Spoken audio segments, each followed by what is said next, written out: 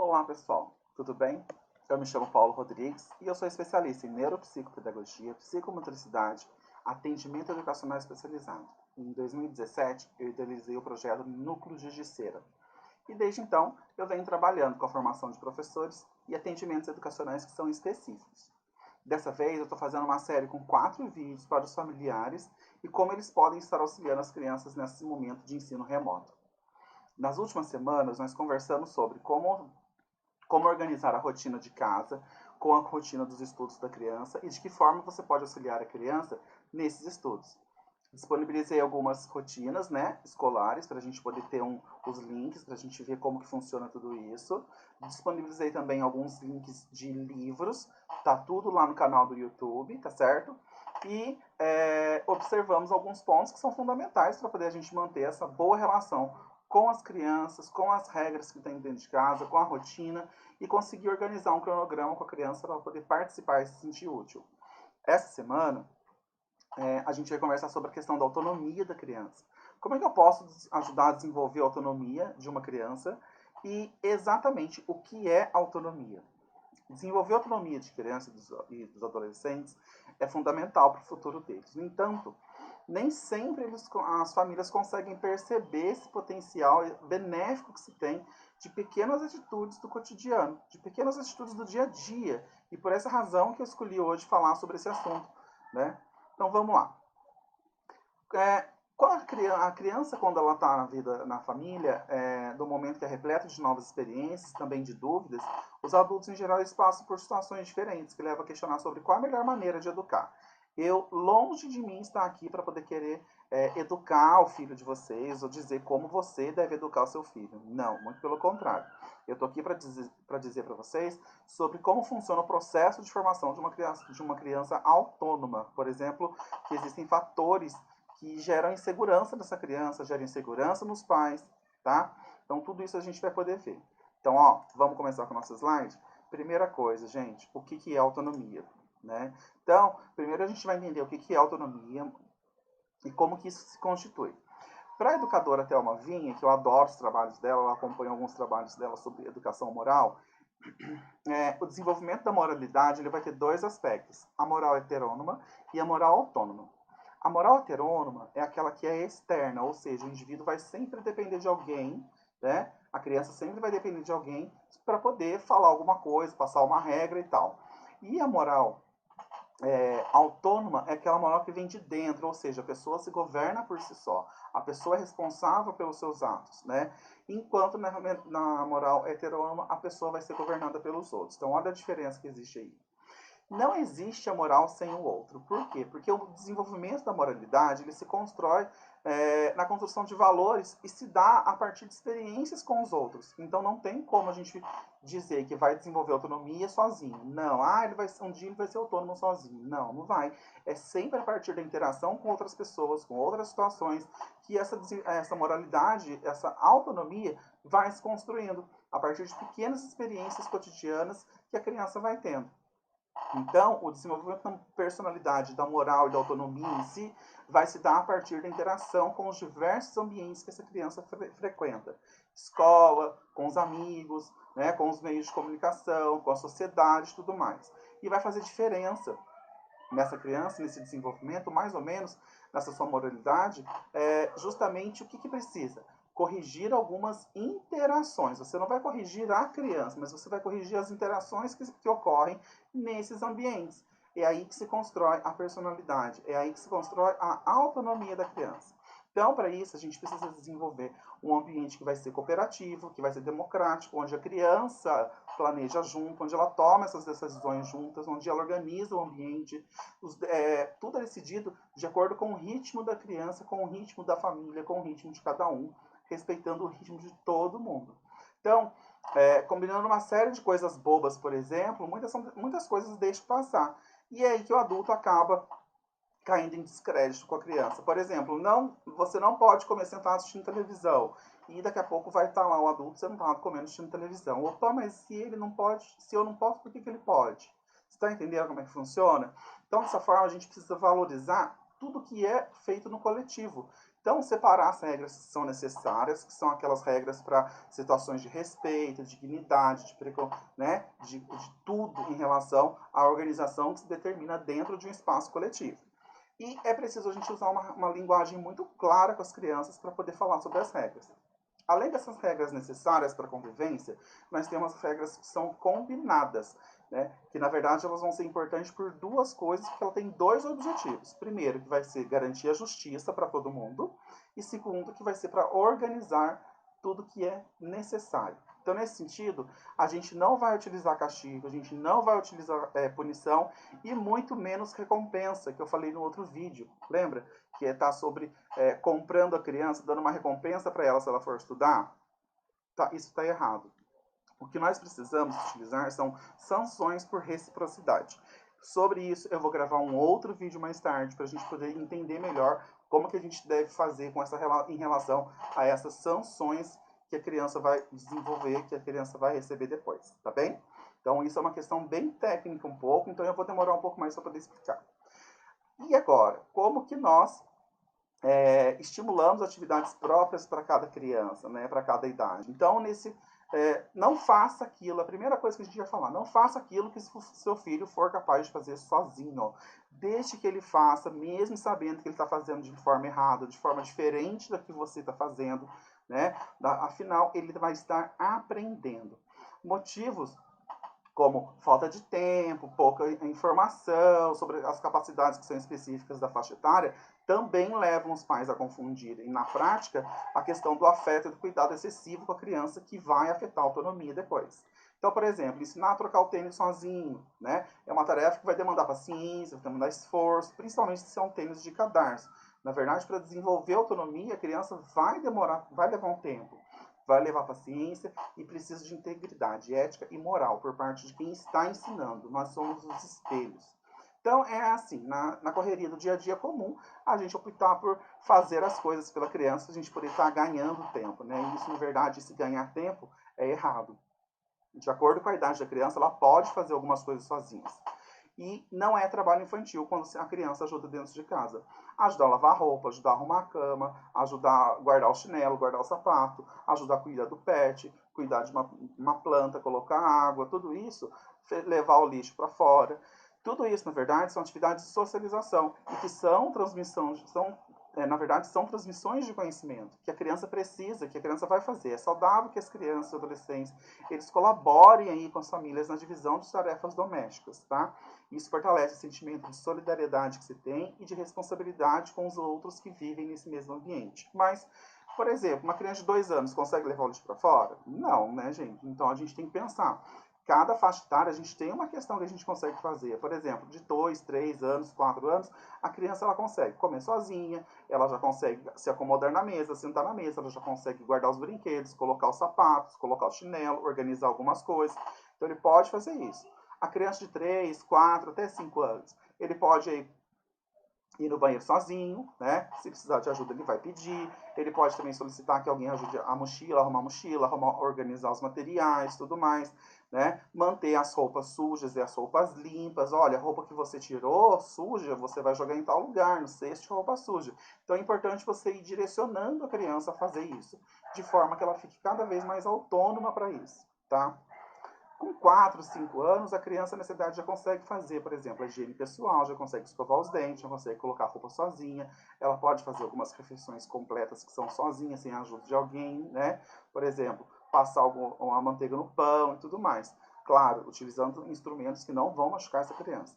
E a partir de 5 anos, a criança já está preparada para poder fazer coisas sozinhas, atividades domésticas mais complexas um pouco, como lavar a louça, arrumar a cama, ajudar na elaboração de alguns alimentos, claro, tomando todos os devidos cuidados.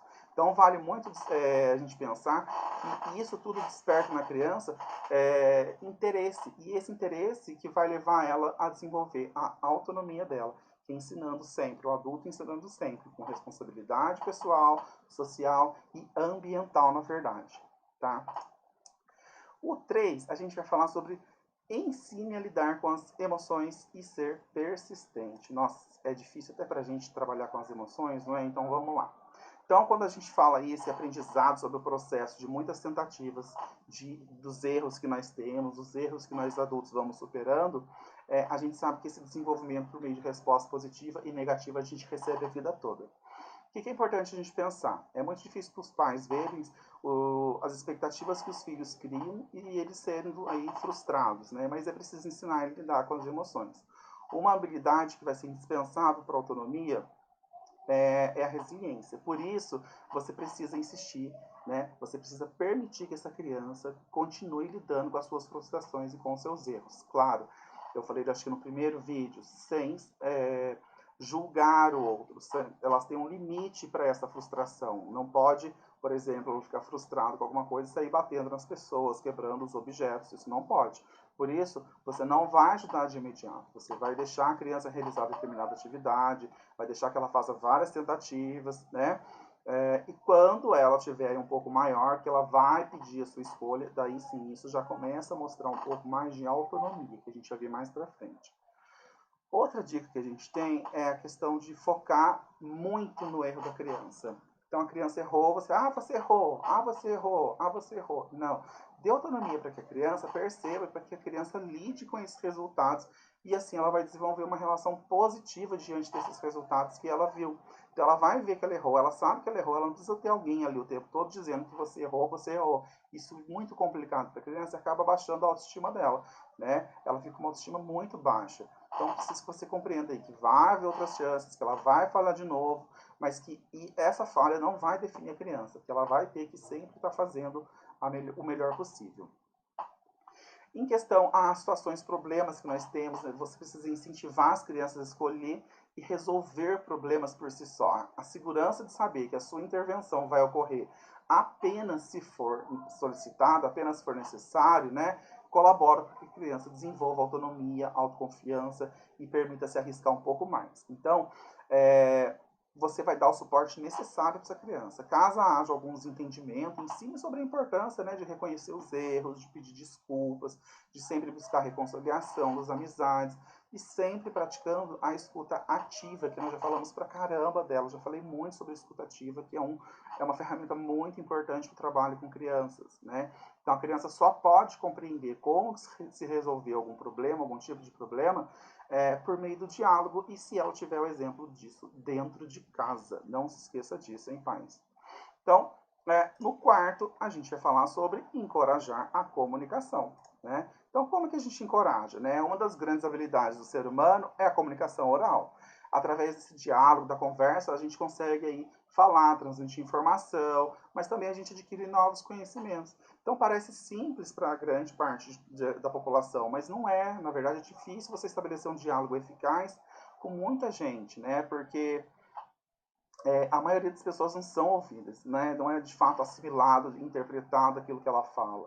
Então, com tudo o que acontece ao nosso redor, uma velocidade muito rápida, as informações chegando, o conhecimento chegando, muitas vezes a gente não consegue acompanhar. E tendo em vista que cada vez mais complicado a gente desligar alguns estímulos, né? Por exemplo, você largar o celular na hora que você está indo dormir, para você poder relaxar, isso é bem complicado. Então, diante disso, para que a gente consiga mudar esse cenário, a gente vai falar um pouquinho mais sobre essa escuta ativa, o que ela é na verdade, tá? Então, a gente vai praticar a escuta ativa. O que é isso? Praticando a escuta ativa. A escuta ativa, na verdade, ela se tornou uma técnica que é importante no que diz respeito ao estabelecimento de diálogo entre o interlocutor e o ouvinte. É uma ferramenta que vai consistir em quê? Uma pessoa transmitindo uma mensagem e outra ouvindo. Mas não é ouvir de qualquer maneira, é prestar bastante atenção, é compreendendo, interpretando com atenção as informações que são fornecidas pela outra pessoa, pelo interlocutor, seja de forma verbal ou de forma não verbal, porque o corpo também fala. Então é importante a gente evidenciar que essa prática de escuta ativa, ela não quer dizer que o ouvinte ele vai receber muita informação passivamente e vai ficar ali. Não, mas ele tem que demonstrar um interesse genuíno na fala do interlocutor. E assim ele vai estar estabelecendo um vínculo com o mesmo. Então é a criação de vínculos mesmo. Nesse ambiente familiar, por exemplo, inúmeras situações podem desencadear essa questão de escutativa, né, para poder ela ser implementada. Uma discussão sobre o que vai comer, algo que ouviu e não gostou de uma outra pessoa, ou uma instrução para poder executar alguma tarefa, alguma atividade que a criança não compreendeu, entre várias outras coisas. tá? Então, seguindo adiante, nós temos aí essa questão da escuta ativa, né? Os ambientes sociais que nós temos. Então, na casa, na escola, na comunidade. Outro passo importante para que você parte nessa direção é procurar interessar-se genuinamente, de verdade, gente, pelo aquilo que a criança está falando. É não deixar ela só falar. Não. Se interesse por aquilo que seu filho está falando. Você vai ver que a história contada, a hora que você reage a uma história contada por uma criança, ela vai conseguir prestar 10 vezes mais atenção naquilo que você for ensinar para ela, tá? Então, procura ouvir tudo que a criança vai falar na sua essência mesmo. Então, ouvir na essência significa, por exemplo, a gente prestar atenção ao real aquilo que a pessoa está falando. Às vezes a pessoa está falando, fala, mas ela está num momento sufocado, a criança no momento sufocado, precisando desabafar de alguma forma. Então, é importante o ouvinte estar atento ao que o interlocutor fala, ao corpo do interlocutor, como que ele se mexe, né? Se ele fala andando, tudo isso para a gente poder entender o que ele quer dizer de verdade, com profundidade aquilo que a criança está querendo dizer. Lembrando, criança ainda não sabe lidar com sentimento, e quem precisa promover essa ligação entre o que é um sentimento e como eu vou lidar com ele são os pais, tá? Para isso, se você precisar de ajuda profissional, procure ajuda profissional, né? Porque ninguém sabe tudo, ninguém consegue fazer tudo. Então, nesse sentido, para a gente poder estar trabalhando essa compreensão, né, é importante que a gente faça de forma eficaz aquilo que a outra está querendo falar, ou seja, aquilo que ela está transmitindo para a gente. E uma coisa que a gente precisa evitar quando a gente fala sobre escutativa é qualquer julgamento que a gente tenha. Então, quando você estiver numa conversa com uma criança em casa, evite cair na tentação de julgar aquela criança, de falar, não, você isso, você aquilo. Tenta não tirar a conclusão precipitada a respeito daquilo que ela está falando. Espera um pouco, né? Deixa passar, né? Adota uma postura mais compreensiva, mais de ouvinte mesmo, de alguém que está disposto a ajudar a encontrar uma solução para poder resolver um problema. E fazendo isso, você vai perceber que você está ganhando a confiança da criança e na hora certa você pode dar esse feedback para ela, você pode dar essa resposta para ela. Uma forma da gente saber e demonstrar realmente como estamos ouvindo é prestando atenção naquilo que a criança está falando, né? E no que está sendo dito e é perguntado. Então, assim, por exemplo, se você está numa conversa com a criança, pergunte para ela, sobre isso que você está falando, o que é isso? O que aconteceu? Então, tenta aí entender verdadeiramente essa mensagem que está por trás dessa criança. E isso é um exercício diário, é praticar, você vai estabelecer uma interação genuína, de verdade com aquele que está diante de você. E isso não tem dinheiro que pague você estabelecer uma relação de ser ouvinte do seu filho, tá? Para isso você precisa colocar a empatia em jogo. Então coloque-se no lugar do outro, tenta pensar em melhores formas que pode você estar se integrando essa pessoa. Então, uma forma eficiente que a gente tem de escutativa é a empatia que a gente tem pelo próximo, tá? E aquilo que eu falei, ofereça os feedbacks. Ao final de cada conversa que você tiver, desenvolve o hábito de dar um retorno para a criança. Olha, fulano, aquilo que você falou aqui, né, pode ser pensado de outro jeito. O que você acha? Então, para você mostrar como as suas informações foram interpretadas, como que elas foram assimiladas, é colocar um ponto de vista, é que aconteça uma discussão. Não discussão no sentido ruim, mas uma discussão no sentido de benefício, na verdade, tá? Então, quando a gente pratica a escutativa, como é que funciona, né? A gente traz aí, a gente vai promover um relacionamento interpessoal, vai estar minimizando os conflitos que acontecem dentro de casa, vai gerar mais confiança, desenvolve uma comunicação muito mais eficaz, tá? Vai otimizar seu tempo, vai promover um trabalho em equipe entre você e seu filho, entre você e a família toda, vai aumentar a segurança, vai desenvolver a empatia e vai ampliar a possibilidade de adquirir autonomia. Então, praticar a escutativa, ele é muito importante, tá?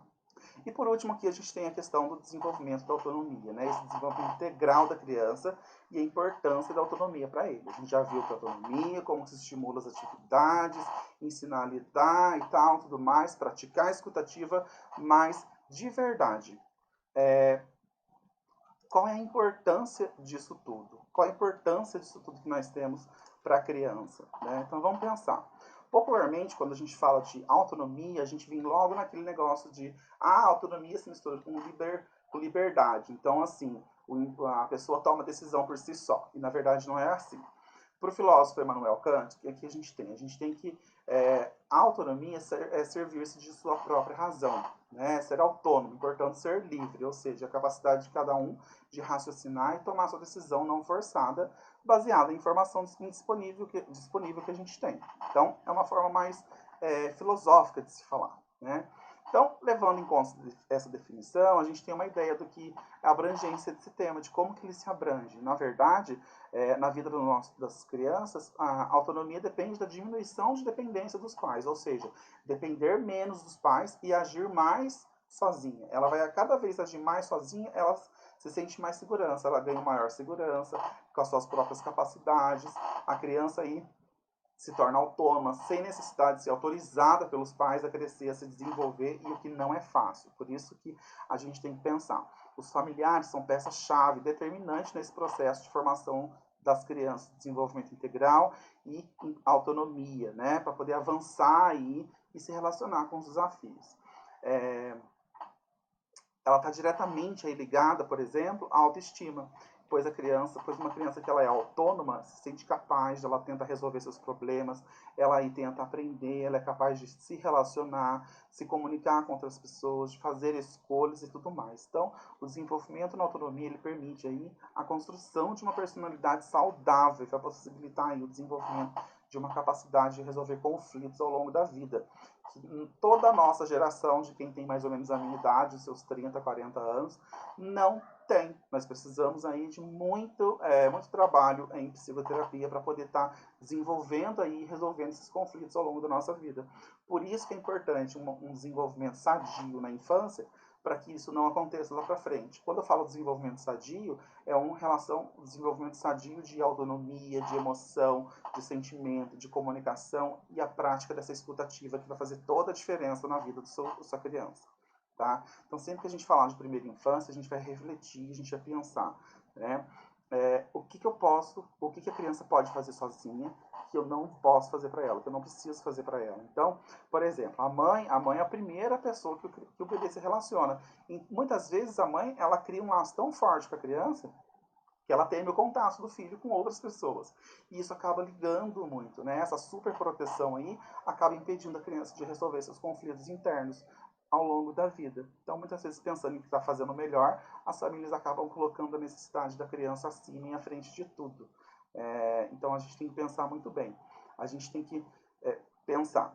Uma criança, né, autônoma, ela aprende a fazer escolhas, ela avalia os próprios desejos, sentimentos e traça metas para poder alcançar tudo que ela quer. Então, junto com a autonomia, outras faces da personalidade da criança vão se desenvolvendo, como a moralidade, como a gente já falou, e com ela os conceitos do que é certo, o que é errado, pois a autonomia traz consigo os limites e essas responsabilidades para isso. A tarefa, portanto, ela muda, mas não se torna menos importante. É preciso manter uma distância ideal entre, né, aquilo que eu permito que as crianças experimentem, mas sem perder essa perspectiva de que pode contar com a ajuda de outras pessoas. Isso é autonomia. Saber que eu estou ali, estou realizando uma atividade, estou realizando algo e que eu posso pedir ajuda para outro. Isso é autonomia. Não é questão de fazer sozinho, é a questão de pedir ajuda ao outro quando necessário. A gente não pode esquecer que para o desenvolvimento da autonomia das crianças é importante que eles tenham vivências e essa experiência de vida. E para isso, eles devem ser autorizados a experimentar o meio onde eles estão inseridos. Escola, família, comunidade, igreja e tudo mais. Enfim, para que tudo isso possa acontecer, é preciso que os pais estimulem muito, trabalhem muito na criança. Tá bem? Então, ó, na próxima semana, o nosso próximo vídeo é que tipo de intervenção realizar, já que eu não sou especialista. Então, vamos ficar bem atento a esse vídeo, tá? Gostou da série dos vídeos? São 4 vídeos, como eu falei, né? Então, a gente está com um valor super acessível. São 4 atendimentos online via Meeting, uma vez por semana por 1 hora. O acesso ao WhatsApp, segunda a sábado, para a gente tirar dúvida e tal. R$100 por mês nos 3 primeiros meses. O primeiro mês é pagamento à vista. Nos outros, depois, né, nós temos aí, depois desses 3 meses, o valor muda para R$150 ao mês, e são 5 atendimentos mensais, com mais ou menos 1h30 de atendimento, com valor exclusivo para boleto bancário. Nosso WhatsApp está aí, não se esquece, tá? Então, ficou alguma dúvida? Quer saber mais esclarecimentos? Quer entrar em contato comigo para tirar alguma dúvida? Ó, WhatsApp, Facebook e o Instagram, tá bom, gente? Então, ó, muito obrigado para todo mundo aí e fica aí, fica aí o meu muito obrigado a todos que assistem o nosso canal e participam. E ó, compartilha com todo mundo que você conhece, marca as pessoas lá, passa para todo mundo. Beijão.